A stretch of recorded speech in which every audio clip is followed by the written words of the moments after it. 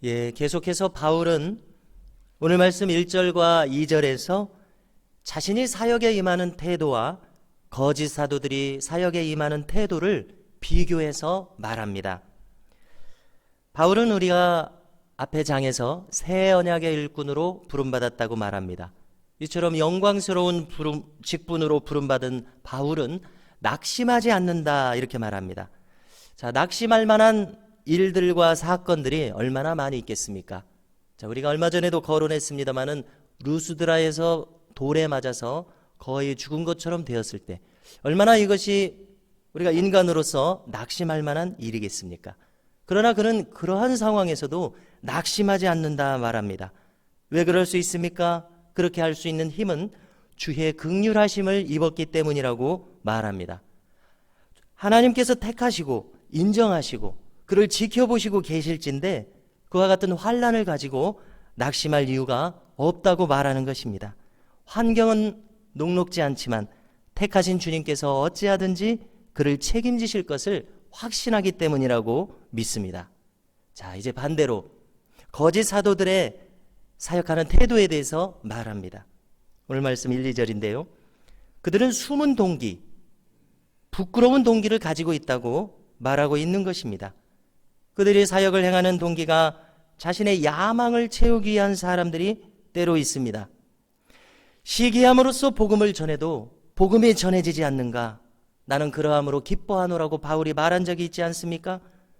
그렇지만 불순한 동기를 가진 사역자라면 우리가 생각만 해도 참 끔찍한 생각이 듭니다. 사역자는 첫째, 그 동기가 순수해야 합니다. 주님께서도 팔복에서 말씀하신 것처럼 마음이 청결한 자는 복이 있나니 그들이 하나님을 볼 것이며 말씀하셨습니다. 동기의 순수성은 우리가 결코 양보할 수 없는 사역자의 자질이라고 생각합니다. 또한 이 거짓 사도들은 속임수를 씁니다. 없는 것을 있는 것처럼 포장해야 하기 때문에 그렇습니다. 그래서 우리는 왜 그렇게까지 해야 하는지, 그리고 그것으로서 그가 무엇을 얻게 되는지 이해할 수가 없습니다. 그들은 또한 하나님의 말씀을 혼잡하게 합니다. 우리는 복음의 단순성과 명료성을 추구해야 할 것입니다. 그것이 우리 자신과 성도들을 향한 바람직한 섬김의 모습일 것입니다. 그런데 이 순수한 복음에 불순한 요소를 덧붙입니다. 순수한 복음을 나타내기 위한 보충 자료들을 얼마든지 활용할 수 있을 것입니다. 그러나 복음 자체가 희석된다면, 복음의 비복음적인 요소들을 혼합한다면, 복음의 세속적인 풍조와 사상을 뒤섞어 버린다면 그 가르침에 무슨 능력이 있겠습니까?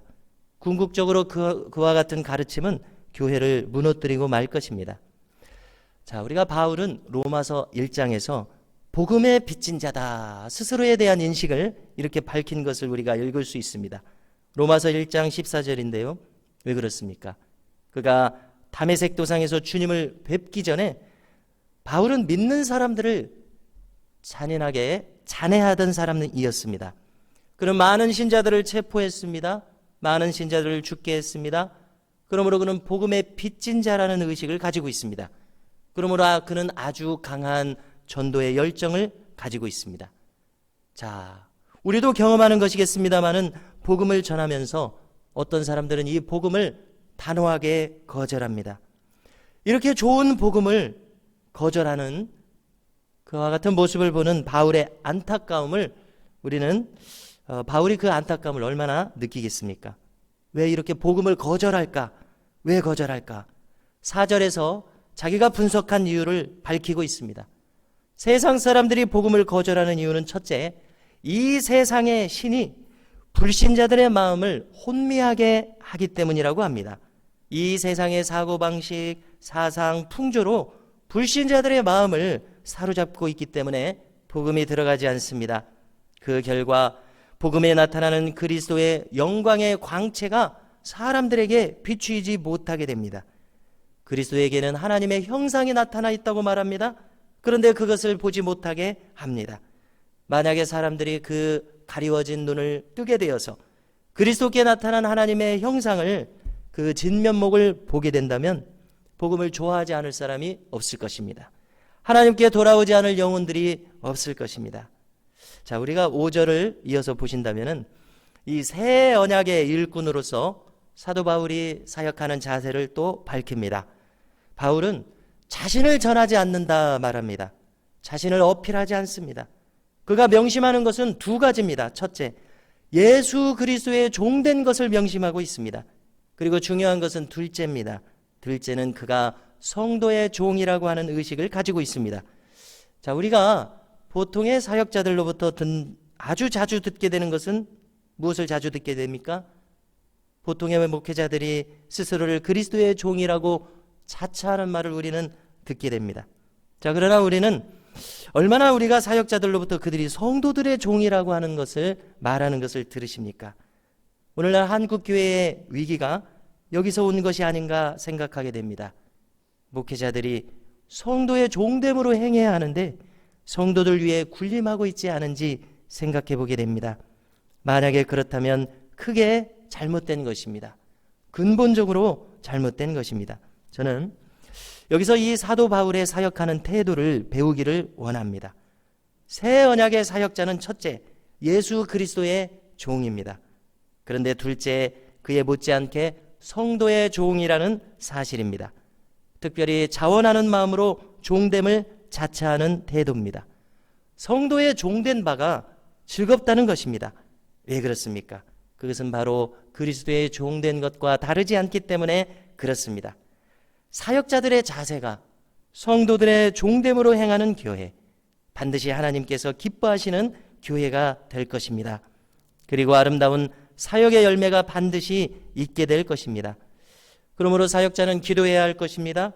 그리스도의 종된 것만큼이나 자신이 성도들의 종된 자로 행하게 해달라고 기도해야 할 것입니다. 그러므로 성도 여러분들께서도 기도해 주시기 바랍니다. 저 목회자가 성도들의 종됨으로 행하는 놀라운 은혜가 있게 하옵소서. 이렇게 기도가 필요합니다. 6절에 보니까 바울은 참으로 이 복음을 영광스럽게 생각합니다. 자, 우리가 창세기 1장에서 어두움에서 빛이 비치라 이렇게 하나님께서 말씀하지 않으셨습니까? 무슨 뜻입니까? 창조주 하나님을 떠올리면서 하는 말입니다. 없는 것에서 있는 것처럼 부르시는 하나님, 있는 것을 부르시는 하나님. 자, 사도 바울의 설명은 이것입니다. 신자가 믿게 되는 것이 꼭 그와 같다는 것입니다. 불신자의 심령에 하나님을 아는 빛이 생깁니다. 새로운 창조의 역사라는 것입니다. 하나님의 새로운 창조가 없으면 불신자의 마음에 믿는 일이 생기지 않는다는 것입니다. 불신자의 심령에 하나님을 아는 빛이 창조됩니다. 할렐루야. 얼마나 이 복음의 사역이 영광스러운 사역입니까? 그러므로 한 영혼이 천하보다도 귀하다고 하시는 말씀이 참으로 진리인 것을 알게 됩니다. 자, 7절에서도 우리는 사역자로서 스스로를 어떻게 인식하는가 사도 바울의 모습을 봅니다. 그런 말합니다. 우리가 이 보배를 질그릇에 가졌다. 그런 이렇게 말합니다. 금그릇과 은그릇이 있을 것입니다. 그렇다면 이 질그릇이 이 금그릇과 은그릇보다 얼마나 귀한 그릇입니까? 이 질그릇이 귀한 그릇이 된다는 것은 이 보배를 질그릇에 담았기 때문입니다. 그렇지만 질그릇된 우리 자신을 생각해 볼 때에 아무도 알아주지 않고 아무 것이나 담아도 좋은 그저 평범한 그릇이었습니다. 그런데 이 보배를 이 질그릇에 담으셨으니 얼마나 영광스럽습니까? 바울이 이렇게 느끼고 있습니다. 우리도 마찬가지라고 믿습니다. 여러 번 거론하게 됩니다마는 다윗이 느낀 은혜와 감격이 무엇입니까? 다윗은 늘 말합니다. 나와 내 집이 무엇이 간데 이에 이르게 하셨나이까? 내가 무엇이 간데? 다윗처럼 바울처럼 우리도 같은 고백이지 않습니까? 제가 무엇이 간데 이 복음을 알게 하셨나이까? 주의 자녀가 되게 하셨나이까? 이와 같은 감사로 살아가는 우리가 될 수 있기를 바랍니다. 이제 다음으로 우리가 8절로 12절의 내용을 다루고자 합니다. 여기서 바울은 말합니다. 복음의 능력이 나타나는 방식은 고난을 통해서라고 말합니다. 그 결과 항상 예수의 죽음을 그는 몸에 짊어지게 되고 그리하여서 예수의 생명이 자신의 몸에 나타나더라고 그는 말합니다. 그는 사방으로 우겨쌈을 당하고 답답한 일을 당하고 박해를 당하고 거꾸로 뜨림을 당합니다. 이렇게 버젓이 살아있는 사도 바울이 예수님을 위해서 죽음의 날마다 넘겨지는 것은 무엇 때문입니까? 예수의 생명이 자신의 이 죽을 육체에 나타나게 하려 함이라고 그는 말하고 있습니다. 우리도 마찬가지일 것입니다. 복음으로 말미암는 고난이 없다면 생명이 나타나지 않을 것입니다. 이제 12절을 찾으셔서 함께 읽겠습니다. 함께 읽습니다. 그런즉 사망은 우리 안에서 역사하고 생명은 너희 안에서 역사하느니라.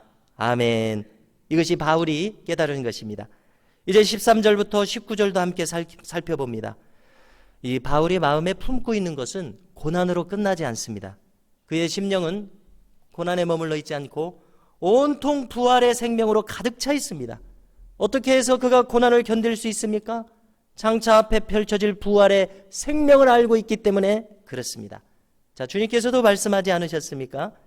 우리가 히브리서 12장 2절을 보니까 주님께서도 그 앞에 있는 기쁨을 위하여 십자가를 참으사 부끄러움을 개의치 아니하시더니 하나님 보좌 우편에 앉으셨느니라. 히브리서는 이렇게 말하고 있는 것처럼 사도 바울도 그와 똑같은 마음이라고 밝히고 있습니다. 자, 14절도 찾으셔서 함께 읽습니다.